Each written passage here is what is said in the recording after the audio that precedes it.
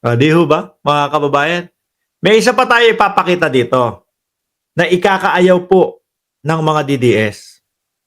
Ayaw nilang marinig, ayaw nilang makita yung mga ganito ho, mga bossing. Ano? Ang Pangulong Bongbong Marcos po talagang talagang gumagawa po ng paraan eh. No? Yung pangarap niya na magkaroon ng 20 pesos na bigas, talagang tinatrabaho eh. Ulitin ko ho, no? Hindi naman ho tayo mga DDS lahat dito. At alam naman ho siguro natin kung ano ang pagkakaiba ng pangarap at pangako. Hindi naman po tayo parang utak ni Inday Sara Duterte na ang ibig sabihin para sa kanya ng pangarap at pangako ay iisa ho, mga kababayan. Ngayon, paano po natin nasabi yan, mga bossing? Sabi dito ni Pangulong Bongbong Marcos, wala na pong babayarang amortisasyon, interest o surcharge ang ating mga magsasaka. Sa kanila na ang lupang matagal nilang pinaghihirapan. Agoy. Yari na naman. Bakit to? Masakit yan sa mata ng mga DDS na ang ginagawa ng ating Pangulo para po sa mga kapwa nating Pilipino. Ano sabi pa sa ilalim dito? 10.8 bilyong utang ng mga magsasaka. Burado na. At sinigurado ko po na kinuha ko po, in-screenshot po namin mismo doon sa post ni Pangulong Bongbong Marcos.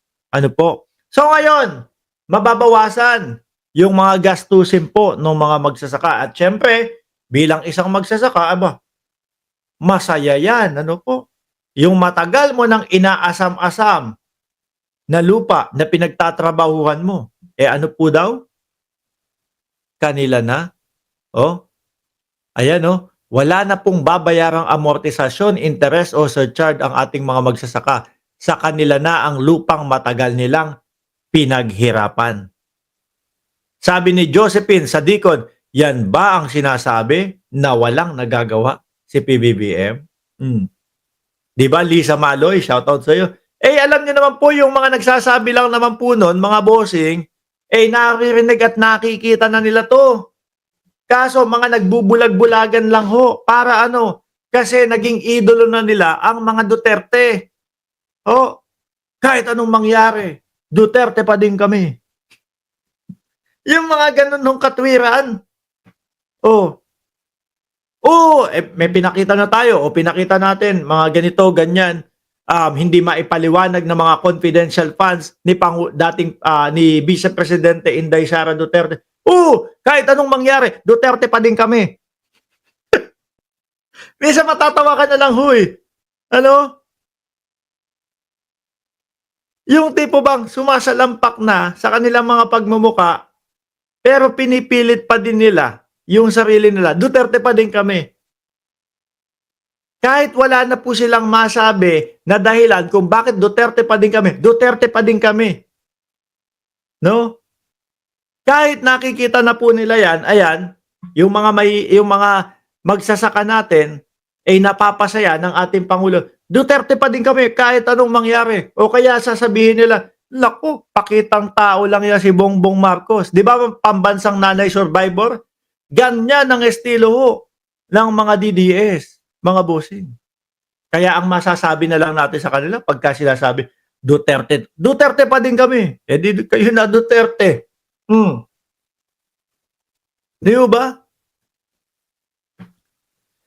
Paano ko nasabi na talagang pinipilit, na makamit yung pangarap ni Pangulong Bongbong Marcos? Kapag bumaba po yung mga gastusin ng mga magsasaka natin, syempre, posibleng bumaba din po ang presyo ng bigas, mga kababayan.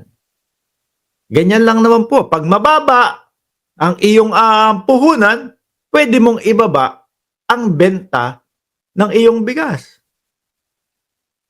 Ganon kasimple ho.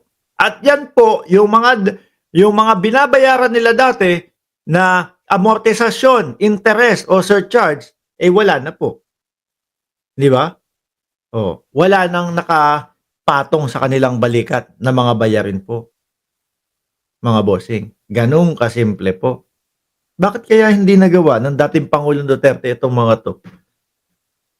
Ano po, ang mas malaki pa naman yung ano nun, yung sinasabing presyo ng bigas daw na dapat niyang i-achieve, ₱7. 'Di ba? ₱7. Sabi ni Marlene Swing, BFF ko ay INC member, pero solid PBBM sila pati mga lineup ng senatorials. Wala sa listahan si Marcoleta dahil nakadikit si Marcoleta sa mga pro-China. O, sabi ni Chi, 20 na lang para sa DDS. Sabi ni Manolito de los Santos, mga taga Davao, gising. Kita nyo ang gawa ng mga Duterte dyan sa Davao. Andyan lahat ng masasama, drug addict, mga kawatan at andyan. Di ho ba, mga kababayan? Ito, yung lagi nilang sinasabi, si Bongbong Marcos nyo, wala namang nagagawa yan eh. Si PBBM, ano nagawa niyan? Yan. Pagka naman po pinakitaan nyo ng nagawa, mga bossing, ang sasabihin niyan, naku, hindi totoo yan, pakitang tao lang yan. Ano? Ganyan po. Kasi ang magaling lang sa kanila, yung iniidolo po nila. Ang magaling po sa kanila, yung ay ka puto, patayin kita dyan. Yung ganun lang. Yung mga ganun po. Ang magaling ho sa kanila, yung mahilig yung mga mahilig magbintang, yung mga mahilig magsabi ng mga may issue ang Pangulo, tapos hanapan mo ng ebidensya, walang ipapakita. Sasabihin sa iyo, sa tamang panahon, di ba kung yung vlog?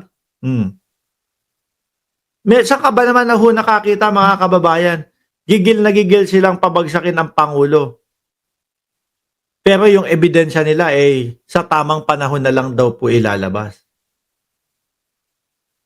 Di ba? Sabi ni Pixie Ann, nasaan naman din kaya yung ipinangako ni Digong noon na gagawing ₱7 ang bigas. Wala na po. Ayaw na pong pag-usapan ng mga DDS. Ayaw na po nilang pag-usapan yon. Basta ang focus lang po nila yung pangarap ng ating Pangulo na ₱20 na bigas. Doon na lang po sila nakapokus. Bakit po? Kasi yun yung makakapagpabagsak Pangulong Bongbong Marcos no? Na yung pangako ipinipilit po nila na na yung pangarap ipinipilit nila na pangako daw ng Pangulo. Well, pangarap ng Pangulo pero ito, unti-unting sinusolusyonan na ang solusyon magiging masaya yung ating mga magsasaka din. Di ba? Totoo yan, ginawa ni PBBM sa Gimban, Nueva Ecija. Ako, totoo yan, sabi ni Rexy Ramirez.